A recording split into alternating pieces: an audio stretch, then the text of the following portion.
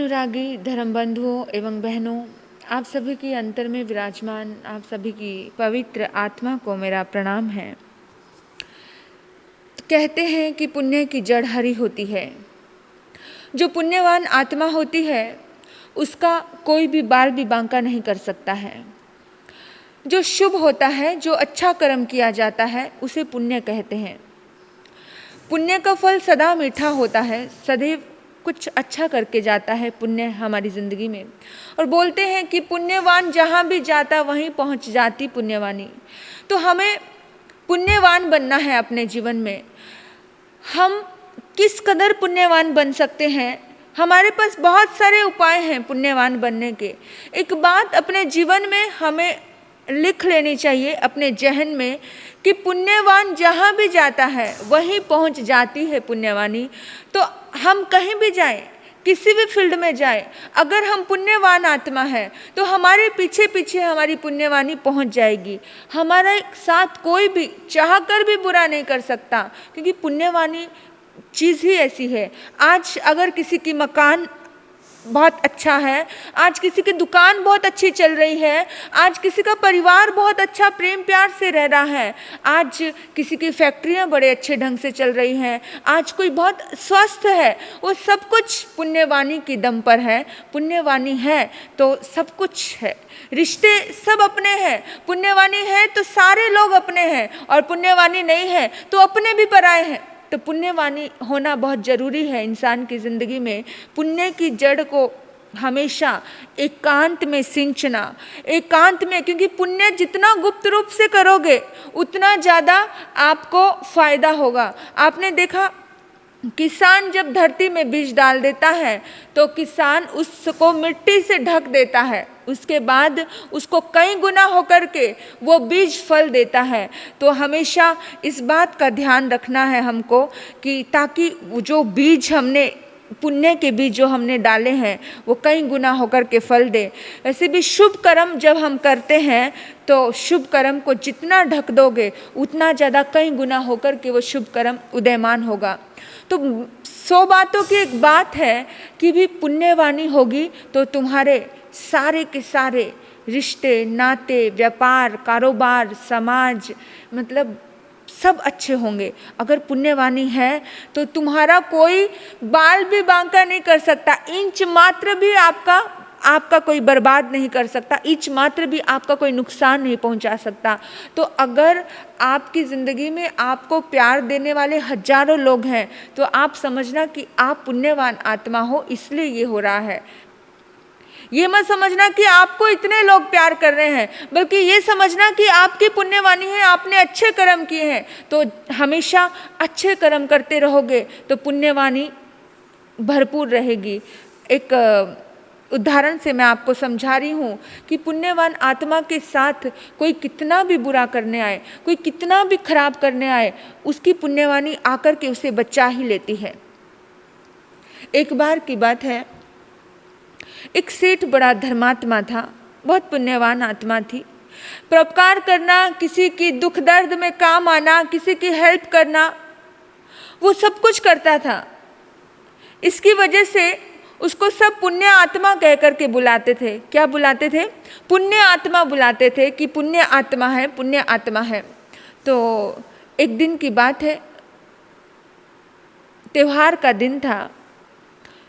कुछ पर्व ऐसे होते हैं जिन पर्वों में इंसान भगवान की पूजा अर्चना करता है। तो वो सेठ गंगा नदी में स्नान करने के लिए गया और सोचा कि पहले मैं गंगा नदी में डुबकी लगा के आता हूँ, उसके बाद परमात्मा की आराधना साधना करूँगा। अभी वो गंगा के तट पर बैठा ही था, बहुत भीड़ जमा थी, बहुत पब्लिक थी, और अचानक उसने देखा कि कोई बिल्कुल गंगा नदी के बीच में जोर जोर से चिल्ला रहा है, बचाओ बचाओ बचाओ, लेकिन कोई उसको बचा नहीं रहा है, क्योंकि सबको अपने प्राण प्यारे हैं। सब जीना चाहते हैं, कोई किसी के लिए अपने प्राणों की आहुति नहीं देना चाहता है, क्योंकि जिस एरिया में वो व्यक्ति फंस गया था वो एरिया गंगा का बहुत ज़्यादा गहरा एरिया था। उस एरिया में जाने के लिए सबको मना किया जाता था, लेकिन वो क्या पता कैसे गया, वो फंसा। और इतने में इस सेठ को पता चला, सेठ को लगा कि अरे बाप रे, कोई डूब रहा है, जोर जोर से बोल रहा है बचाओ बचाओ बचाओ। तो उसने एकदम से कुछ नहीं देखा, अपने इष्ट का, अपने परमात्मा का नाम लिया कि हे प्रभु, मुझे पुण्य कमाने के अवसर मिल रहे हैं, आप मेरा सहायता देना, आप मुझे सहायक बनना, आप मेरी हेल्प करना। ये सोच करके वो कूद गया नदी में, और छलांग लगा करके जब नदी में कूदा, तैरना आता था सेठ को, सेठ ने धीरे धीरे धीरे धीरे उस व्यक्ति को किनारे पर लेकर के आए। उसके भीतर में कुछ पानी वानी भर गया था, उसको पानी निकाला, सब किया। फिर सेठ ने देखा, सेठ हैरान हो गया। सेठ सोचता, अरे बाप रे, ये तो मेरा ही मुनीम है, मेरी दुकान पर ही काम करता है।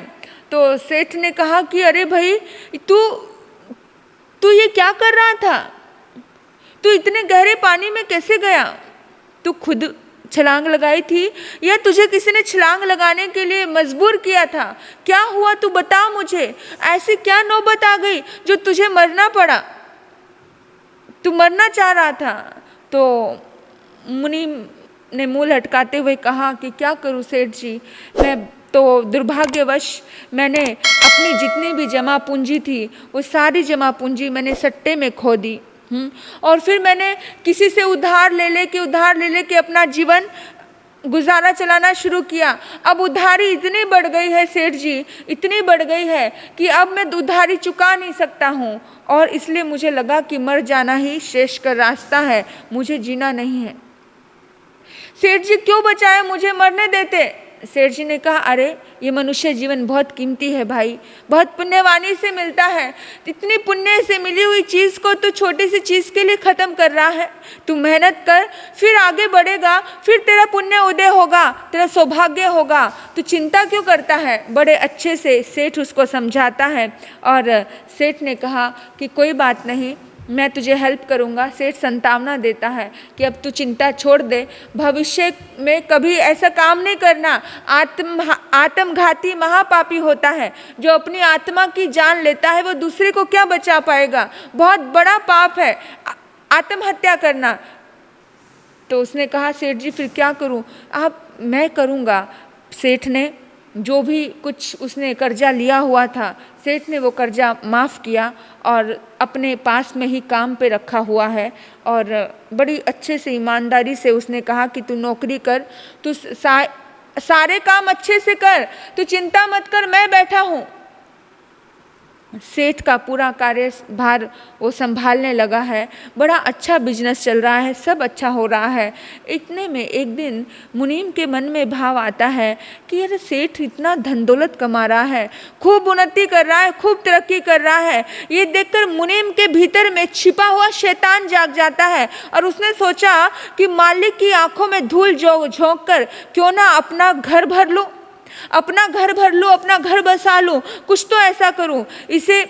इसके पास तो इतनी दौलत है, दौलत की आर पार नहीं है, अगर इसकी सारी दौलत मेरे पास आ जाए, क्योंकि काम तो सारा मैं संभाल रहा हूँ, सेठ मुझ पे बहुत भरोसा रखता है। और याद रखना, विश्वासघाती भी महापापी होता है।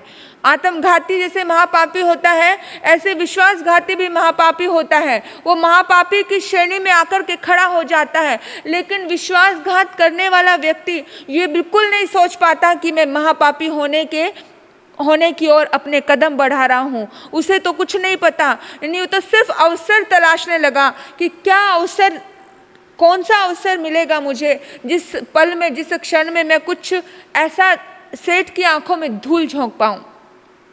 आज का दिन है।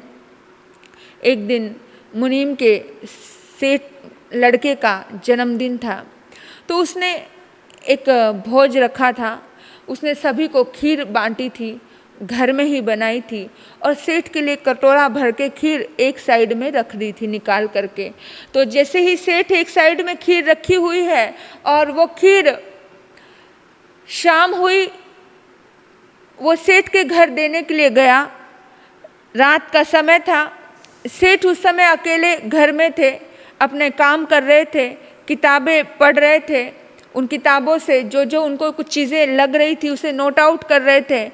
तो मुनीम जी उनके पास गए और उन्होंने कहा कि सेठ जी, मुनीम जी ने बोला हाँ बोलो। मुनि जी ने निवेदन किया, सेठ जी एक बात मैं कहना चाहता हूँ, अगर आप मेरी बात मानो तो। बोला हाँ बोलना, बोल क्या कहना चाहता है। बोला बस ये कहना चाहता हूँ सेठ जी, आज मेरे बच्चे का जन्मदिन है, आज अगर आप ये प्रसाद खा लेते हो, ये परमात्मा का प्रसाद है। पता था कि सेठ जी पुण्य आत्मा है, सेठ जी धर्म को मानते हैं, तो क्या बोला, ये परमात्मा का प्रसाद है, इस प्रसाद को आप खाओगे तो मेरे बच्चे को भी दुआ मिलेगी, ब्लेसिंग मिलेंगी, उनको मेरे बच्चे को आशीर्वाद देना, क्योंकि मेरे बच्चे का जन्मदिन है सेठ जी। तो सेठ ने कहा कि ठीक है, तू चिंता मत कर, मेरी बहुत सारी दुआ है, बहुत सारी मंगल कामना है तेरे बेटे के लिए। तो ये कटोरा जो है, जो खीर है, ये तू साइड पे रख दे, मैं खा लूँगा, तू चिंता मत कर, आराम से। सेठ जी मेरा विनम्र आग्रह है, इस आग्रह को स्वीकार करना सेठ जी, खीर को खाना मत भूलना। हाँ भाई खा लूँगा, क्यों चिंता कर रहा है। और वो तो चला गया। अब सेठ तो एकदम से सहजता भरे स्वर में उसने कहा ठीक है भाई मैं खा लूँगा, तुम खीर को रख दो। तो सहज था, उसे कुछ पता नहीं था। तो उसने मुनीम को लगा कि हाँ इतने प्रेम से मैं कह के आया हूँ तो सेठ ज़रूर मेरी खीर खाएगा। तो अभी सेठ बहुत ज़्यादा कार्य में इतना मग्न था कि बहुत टाइम तक वो उसमें लिखने में लगा हुआ था। अभी जब सेठ को लगा कि बस अभी थक गया हूँ, तो सेठ की नज़र खीर का कटोरे की तरफ गई और उसको उठाने के लिए गई, लेकिन क्या देखा, खीर का कटोरा तो पूरा खाली है, कटोरे में खीर ही नहीं है। सेठ एकदम से हैरान हो गया, सोचने लगा कि ऐसा कैसे हो सकता है, एकदम खाली कटोरा। उसकी नज़र उसकी पालतू बिल्ली के ऊपर गई और उसने देखा ओहो, उसे खुद को पता नहीं चला कि उसकी ही बिल्ली ने कब वो सारी खीर खा ली। और वो उसको बिल्ली को इधर उधर देखता है कि नज़र दौड़ाई इधर उधर जाकर के कि बिल्ली कहाँ पर है, और देखा कि बिल्ली को तो उसने मरा हुआ पाया।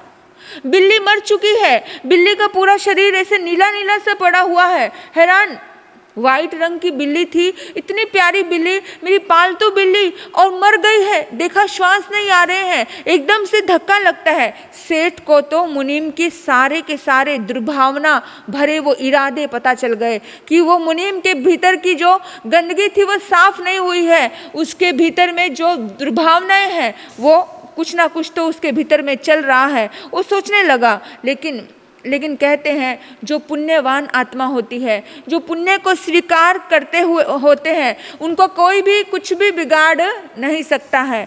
तो जब उसने सोचा जब तक मेरा पुण्य है, जब तक मेरा परमात्मा मेरे साथ है, तो दुनिया की कोई ताकत मेरा बिगाड़ नहीं सकती है। तो कोई बात नहीं, मेरा तो कोई बाल भी बांका नहीं कर सकता, मेरा आयुष कर्म शेष है।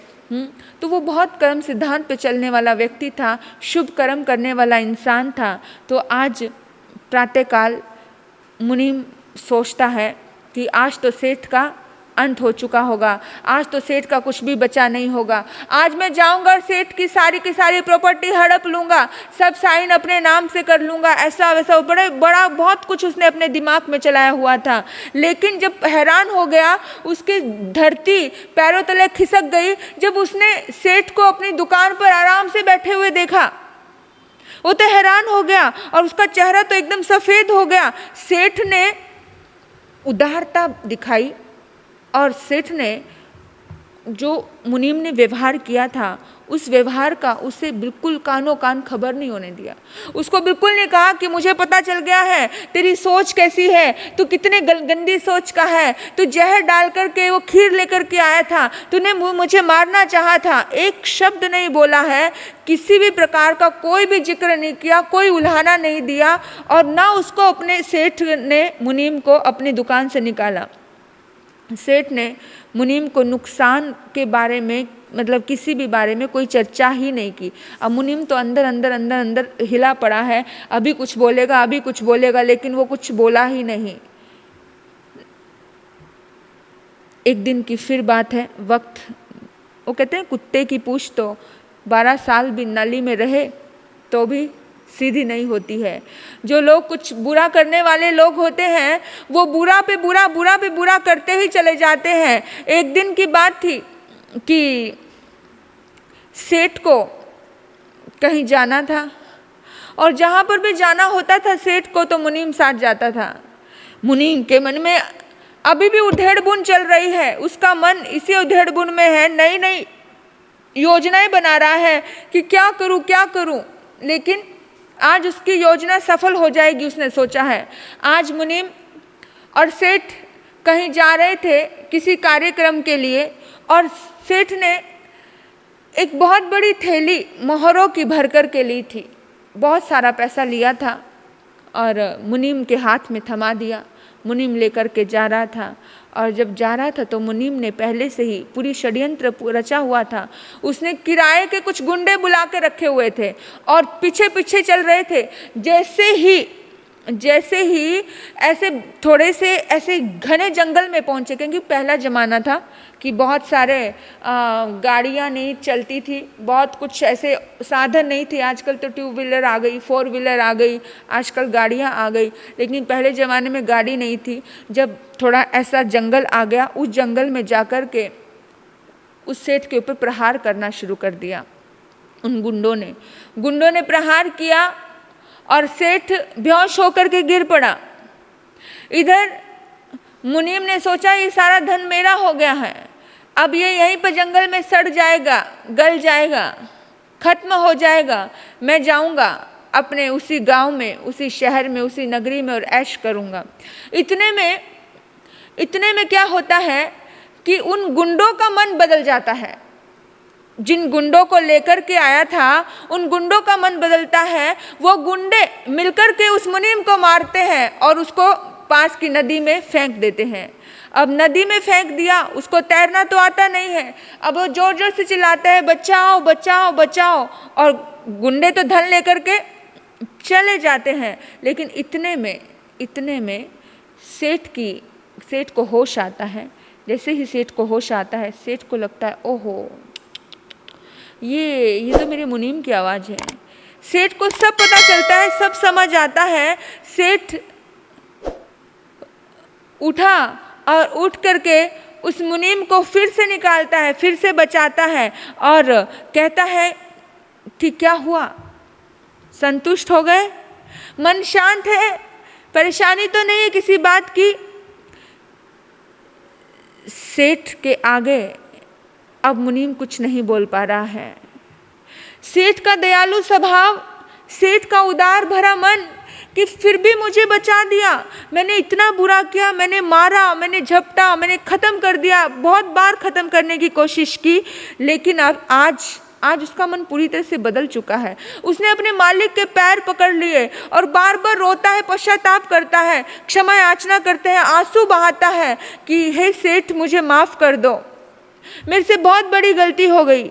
सेठ ने मुनीम को मन ही मन क्षमा का दान दिया और कहा कि जो पुण्यवान पुरुष है उसके जीवन की जड़ को कोई काट नहीं सकता है। आज से तुम भी पुण्य कार्य करना शुरू कर दो। तुम जलो मत, तुम रीस करो, तुम कुछ अच्छे काम करो ताकि तुम्हारा भी पुण्य ऐसे बढ़े।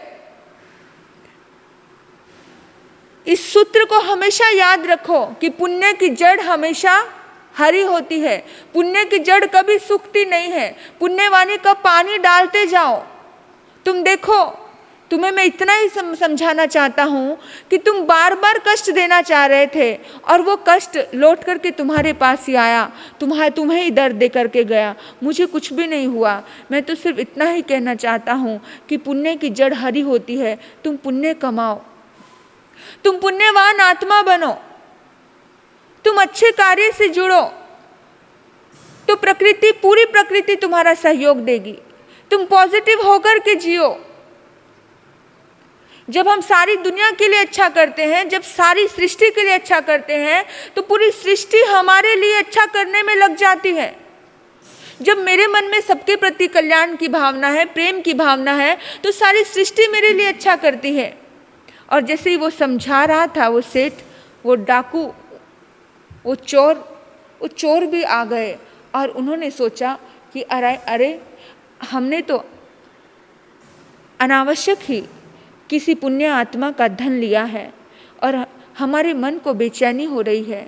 वो आए और सेठ को पूरी की पूरी वो पोटली देकर के चले गए।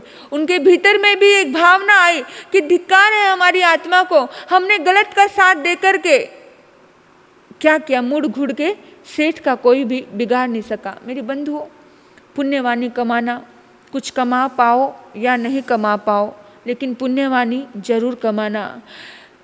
श्री राम का पुण्य था तो जंगल में भी मंगल हो गया।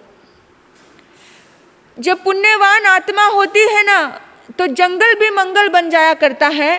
रावण का दुर्भाग्य था, पाप कर्म का उदय था, तो सोने की लंका भी रावण की राख हो जाया करती है।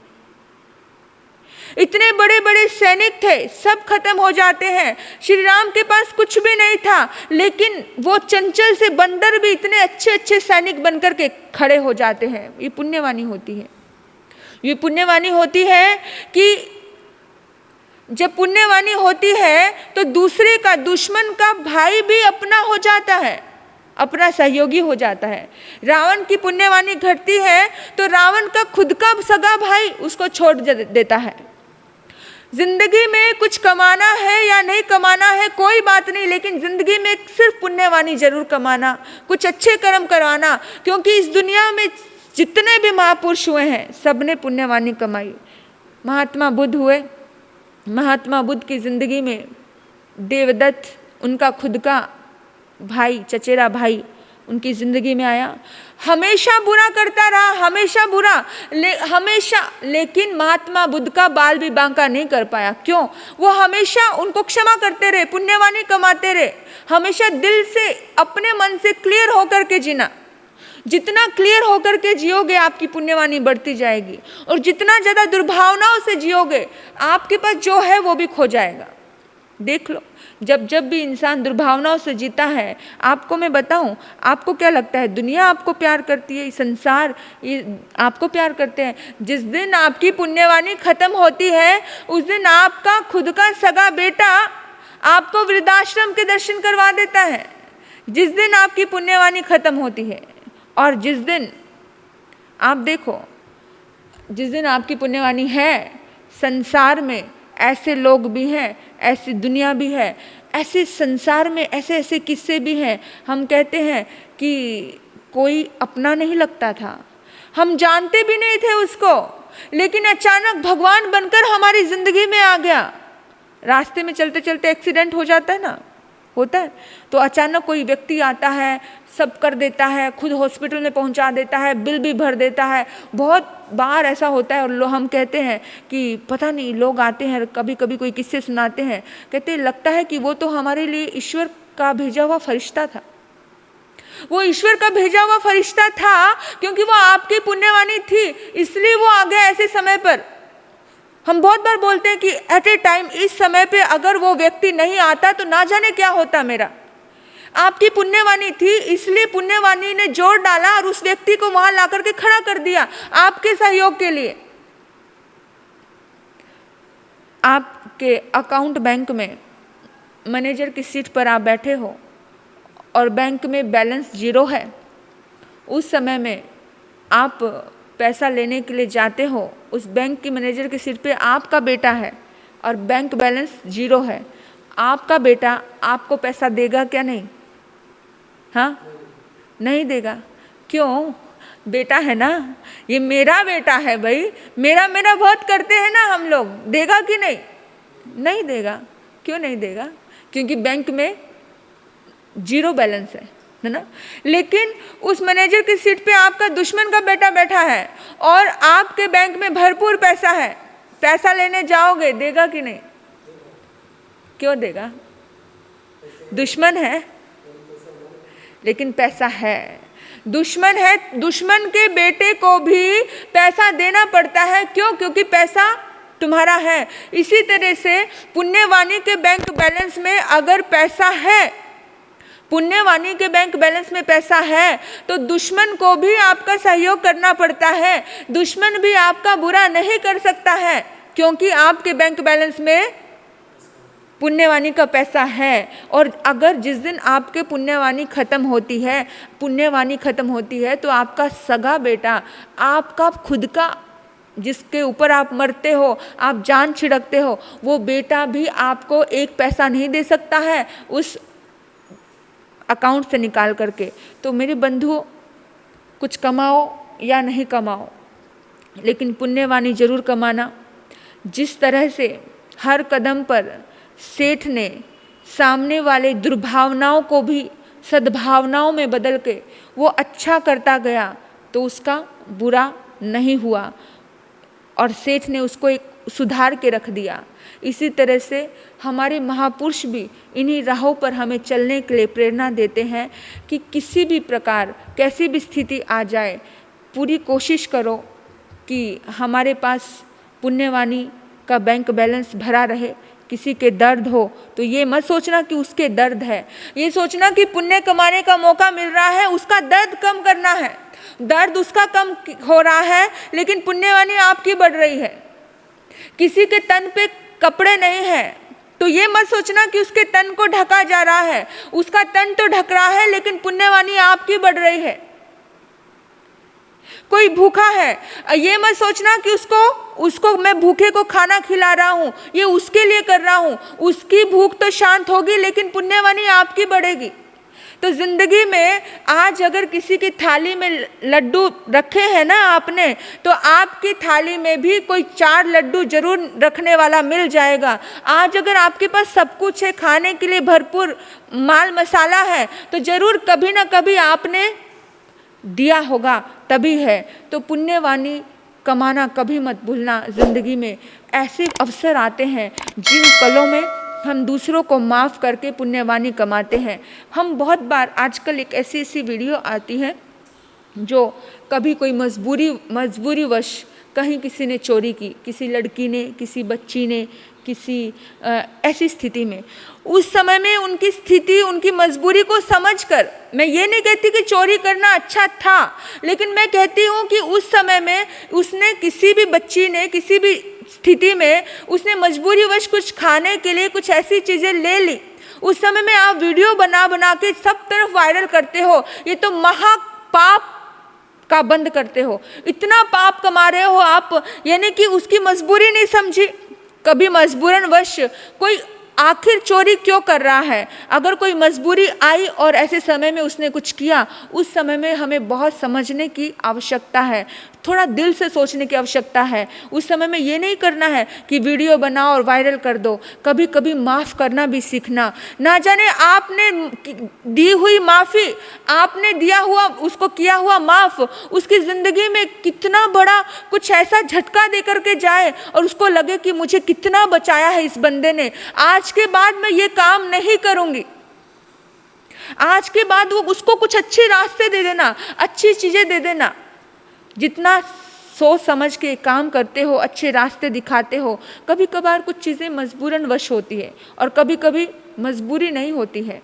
कभी कभी तो इंसान जानबूझकर करता है, किसी की मजबूरी भी समझ आ जाती है, ऐसी बात नहीं है, और जानबूझ के किया हुआ भी समझ आता है। तो जानबूझकर कैसे, एक बार की बात है, आज पति पत्नी की वर्षगांठ थी, सालगिरह थी, शादी का दिन था। आज के दिन बंधन में बंधे थे। तो उसने कहा कि पतिदेव अपने सारे दोस्तों को वर्षगांठ पे बुला लेना, आज तो हम सबको खाना खिलाऊंगी, मैं अपने हाथों से बना कर के खिलाऊंगी। खाना वाना सब तैयार कर दिया। उसने कहा ठीक है भाई बुला। ने कहा कि सुनो जी, आज सबको लगना चाहिए कि बड़ा ठाट बाट से हम अपनी जिंदगी जी रहे हैं। सुनो, संदूक में जो चांदी की चम्मचें पड़ी है ना, वो चम्मचों को निकाल लो। उसने कहा अरे पागल, रहने दे। बोला क्यों रहने दे? नहीं, तू उन चम्मचों का नाम मत ले। पर क्यों नाम नहीं ले, क्या बात है? वो चम्मचें असली नहीं है क्या? बोला नहीं, असली की बात नहीं है। बोला फिर क्या तुम्हें अपने दोस्तों पे विश्वास नहीं है क्या? चांदी की चम्मचें हो गई तो क्या हो गया, वो भी खाएंगे चांदी की चम्मच से, उनको अच्छा लगेगा। क्या तुम्हें अपने दोस्तों पर विश्वास नहीं है? या फिर वो नकली है इसलिए वो पहचान लेंगे इसलिए डर है? कहते नहीं, इस बात का डर नहीं है। कि वो नकली है, इस बात का भी डर नहीं है कि मेरे दोस्त ईमानदार नहीं है, लेकिन डर तो है इस बात का कि उन्होंने उन चम्मचों को पहचान लिया तो मेरा क्या होगा। समझ गए? समझे? उन्होंने उन चम्मचों को पहचान लिया तो मेरा क्या होगा। डर इस बात का है, पत्नी ने सिर पे हाथ मारा, धत तेरे की, ऐसी स्थिति भी होती है। वो सारी चम्मचे अपने अपने दोस्त के घर से उठा करके लाया हुआ था। कुछ लोगों को आदत होती है, कुछ लोगों को आदत होती है, उन आदतों को भी किस तरह से सुधारना है, समझाना है, वो हमें अपने अपने हिसाब से देखना है। लेकिन मैं सिर्फ यही कहूँगी कि पुण्यवान आत्मा कभी किसी को, कहते हैं ना, पाप से घृणा करो, पापी से नहीं। पुण्यवान आत्मा पाप से तो घृणा करती है, लेकिन पापी से घृणा नहीं करती, क्योंकि पापी कभी भी धर्मात्मा बन जाता है। और इसलिए कहा गया है कि पुण्य की जड़ हमेशा हरी होती है। तो जिसे सेठ का बाल भी बांका नहीं हो पाया, उसको बार बार देखो कैसे कोई ना कोई चीज़ आकर के उसको बचा ही लेती है। तो आप ऐसे पुण्यवान आत्मा बने, आपका इस भाव और परभाव दोनों ही सुखी होता चला जाए। इन्हीं सद्भाव से आपने मुझे सुना, मैं आपकी आभारी हूँ। आपके भीतर बैठे परमात्मा तत्व को नमन करते हुए ओम शांति, ओम शांति।